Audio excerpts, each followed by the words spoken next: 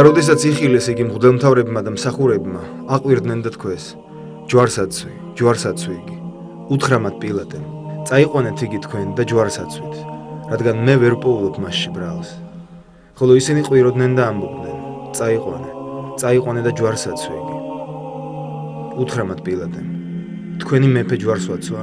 მიუგეს მღვდელმთავრებმა: არ აგვყავს მეფე, გარდა კეისრისა. მაშინ გადასცა იგი მათ, რათა ჯვარც მოლიყო. და წაიყვანეს იესო.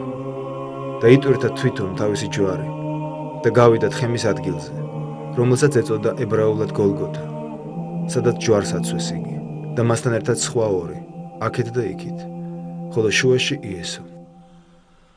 საყვარელნო ძმანო, მართლმადიდებელი ქრისტიანები პატივს და თაყვანს ვცემთ ქრისტეს ჯვარს. ყოველდღე გამოვისახავთ პირჯვარს.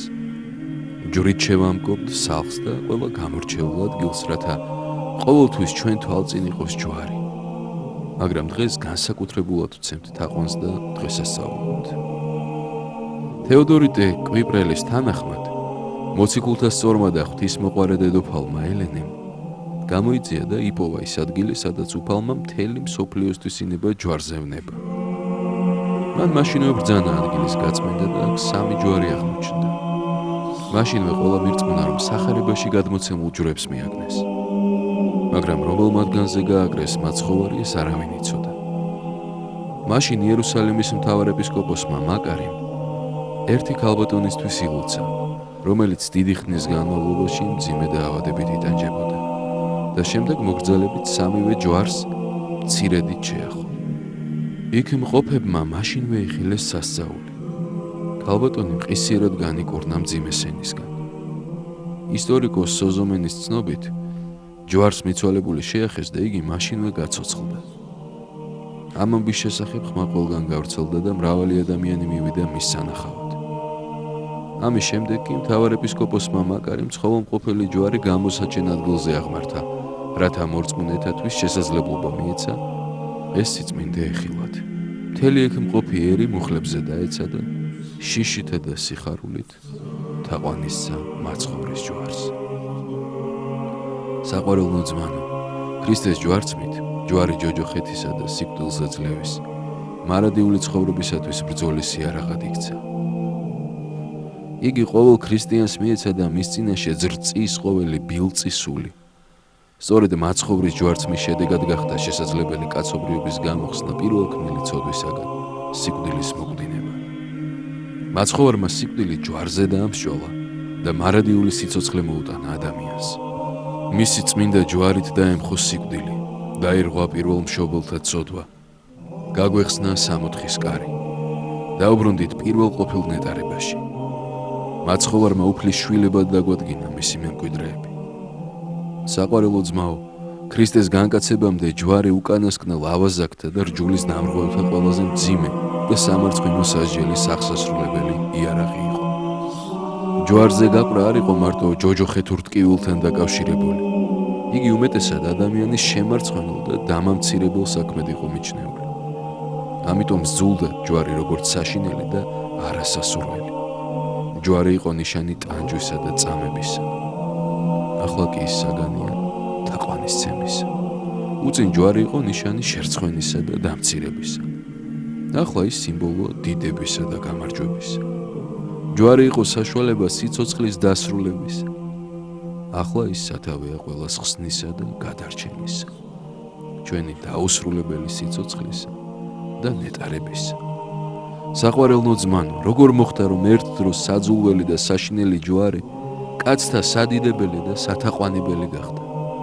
როგორ მოიპოვა ჯვარმა სიძულვილის წილ სიყვარული, სირცხვილისა და შეურაცხყოფის წილ ენით აღუწერელი დიდება და პატივი? იქნებ დაივიწყეს ადამიანებმა წოხილი და ტკივილი ჯვრის გამო განცდილი. ნუ თუ ადამიანები ესე ადვილად ივიწყებენ გადატანილ ტკივილს. მაშ რა მოხდა? რამ შეცვალა სიძულვილი ჯვრის პატივისცემით? რა ძალამ შეძლო განქარბება ამ ხელა ზიზღისა და მწუხარებისა? რამ და სიყვარულმა მოახდინა ასეთი წარმოუდგენელი საქმე? იესო ქრისტემ შეძლო თავისი წამებით ძლევა ისაკვირველი. ნებით ჯვარზე გაკვრით დაანახა ადამიანებს უძლეველობა სიყვარულისა. ჯვარზე გაკვრით მაცხოვარმა ადამიანური ცოდვები დაამსჭვალა და ადრე პატივაყრილნი და დაცემულნი მისი მეოხებით გავხდით ღვთისძენი. მისით მოვიშორეთ ჩვენი სიბნელე უმეცრებისა და ზეციური ნათლით შევიმოსეთ. ჩვენ უმეცრები, რომლებიც წარმართობისას ხეს და ქვას ვცემდით თაყვანს, ჯვრის მეშვეობით გავხდით ჭეშმარიტი ღვთის თაყვანის მცემლები. მისი მეოხებით ჩვენ მოკვდავნი ღვთის მეგობრად ვიწოდენით და ზეცას დავემკვიდრენით. ჯვრით მოხდა შერიგება ღვთისა და ადამიანისა. ჯვარზე დასრულდა და იძლია ქრისტეს მიერ ყველაზე დიდი ბოროტება, სიკვდილი. დიახ, საყვარელო ძმაო, ჯვარზე გაკვრით ბევრმა განიცადა სიკვდილი ადამიანური. მაცხოვრის ჯვარზე გაკვრას კი მოყვა ბრწყინვალე აღდგომა. ამიტომ მოკვდავთ ისე აღარ გვაშინებს მწუხარება და სიკვდილი ამ ქვეყნიური. ჯვრით დაგვიმკვიდრა უფალმა ყველას აღთქმული სასუფეველი და დაგვიბრუნა ნეტარება სამოთხისეული. ამიტომ ნუ მოერიდებით მის თაყვანისცემას. ჯვრის თაყვანისცემის დღესასწაული ძველთაგანვე ეკლესიაში უფლის უდიდესი მადლით გამსჭვალვის განმადიდებლად გვევლინება. წმიდა გრიგოლ პალამა ბრძანებს: თაყვანი ეცით ჯვარს უფლისას, რადგან ის არის უდიდესი ნიშანი ქრისტეს ძლევისა ეშმაკზე და ყველა ბოროტ სულზე. განადიდე ჯვარი და განიდიდები მასთან ერთად. საყვარელო ძმაო, როდესაც შეხვალ და ემთხვევი ქრისტეს ჯვარს, იცოდე, რომ ის სახე ან ნიშანი არ არის. ჯვრის სახემ წარმოგიდგინოს და მოგაგონოს ჯვარცმული მაცხოვარი. თვითწმინდა მოციქული პავლე, როდესაც ჯვრის ძალას და მადლს აღწერს, ამბობს: არა ჯვრის სახისთვის, არამედ ჯვარცმისთვის. და შენც, როდესაც ჯვარს ემთხვევი, წარმოიდგინე გოლგოთის მთა, მასზე აღმართული ჯვარი და ჯვარცმული იესო მაცხოვარი. გაიხსენე, რომ მან ეს შენთვის შენი გამოხსნისა და ცხონებისათვის აღასრულა. ეცადე, რომ შენც გერგოს ეს მადლი, რომ შენი ცუდი ცხოვრებით არ გააუქმო ჯვარცმა ქრისტესი. ამიერიდან ხორცის, სხეულის მიხედვით კი არ უნდა ცხოვრობდეთ, არამედ სულის მიხედვით. იმიტომ, რომ ხორციელი გულისთქმანი და ზრახვანი სიკვდილია, ხოლო სულიერი გულისთქმანი და ზრახვანი ცხოვრება და მშვიდობა უფლის მიერ.